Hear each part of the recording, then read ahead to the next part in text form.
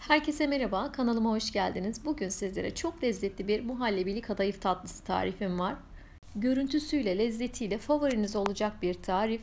Gerçekten kadayıfla muhallebi muhteşem bir ikili. Siz de bu tarifi mutlaka deneyin. Hadi şimdi yapımına geçelim. Tarifimizi yapmaya çiğ kadayıflarımızı ufalamakla başlıyoruz. Ben birkaç saat difrizde beklettim daha rahat ufalayabilmek için. Bu şekilde ovalayarak kadayıflarımı kırıyorum.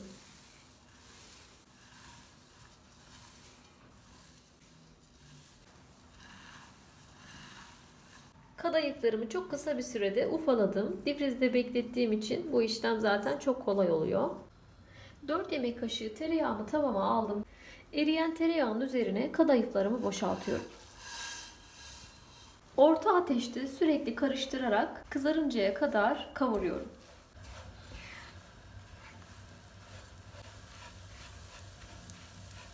Kadayıflar hafiften pembeleşmeye başlayınca 8 yemek kaşığı şekerimi ilave ediyorum.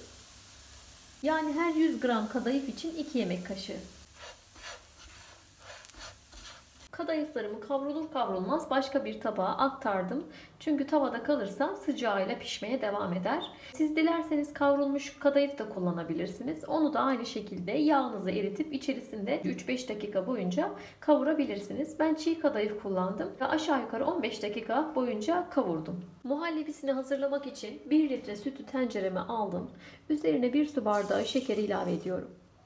3 dolu yemek kaşığı nişasta ekliyorum. 2,5 yemek kaşığı un ilave ediyorum. 1 paket vanilya ilave ediyorum. Pürüzsüz oluncaya dek çırpıp ocağa alıyorum. Koyulaşıp göz göz oluncaya kadar sürekli karıştırarak pişiriyoruz. Göz göz olmaya başladıktan sonra 2 dakika daha sürekli karıştırarak pişirmeye devam ediyoruz. Muhallebimiz piştikten sonra 1 yemek kaşığı tereyağı ilave ediyoruz. Tereyağı eriyinceye kadar karıştırıyoruz. Muhallebimiz hazır. Size kıvamını da göstereyim. Çok güzel bir kıvamda, tam istediğimiz gibi, tam olması gerektiği gibi. Bu muhallebiyi tatlılarda, keklerde, her şeyde kullanabilirsiniz. Çünkü tadıyla, lezzetiyle tam olması gerektiği gibi. Muhallebimi kabuk tutmaması için ara ara karıştırarak soğumaya bırakıyorum. Tamamen soğuyan kremamızın üzerine 1 paket krem şanti döküyorum ve 2 dakika boyunca güzelce çırpıyorum. Bu şekilde büyük bir dikdörtgen borcamın içerisine kavurmuş olduğum kadayıflarımızın yarısını ilave ediyoruz. Tepsimizin tabanına orantılı bir şekilde yayıyoruz.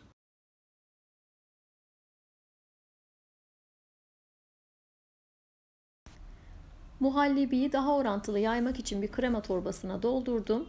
Kadayıflarımın üzerine yayıyorum ve spatula yardımıyla düzeltiyorum. Kremamızın üzerine kadayıflarımızın kalan yarısını orantılı bir şekilde elimizle serpiyoruz. Kadayıfları tamamen yaydıktan sonra bir bardak yardımıyla çok fazla bastırmadan kadayıflarımızı düzeltiyoruz. Tatlımız hazır. Dinlenmesi için birkaç saat dolaba kaldırıyoruz. Tatlımız dinlendi. Üzerini dilediğiniz gibi süsleyebilirsiniz. Bu şekilde de tüketebilirsiniz. Ben sunumu şık olsun diye çileklerle süsleyeceğim.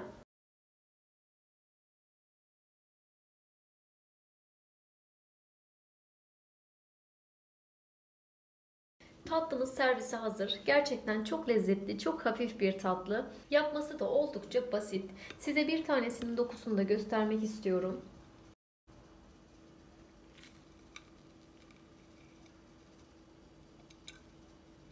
Bakın böyle yumuşacık. İçindeki kremanın çok donuk olmasını ben sevmiyorum. Böyle birazcık ağızda eriyen bir kıvamda olması, yumuşacık olması çok daha lezzet katıyor. Muhallebi ile kadayıf gerçekten muhteşem bir ikili. Daha önce denemediyseniz mutlaka ama mutlaka deneyin. O kadar hafif ve o kadar lezzetli ki kadayıflar böyle çıtır çıtır ağza geliyor. Gerçekten çok lezzetli bir tatlı.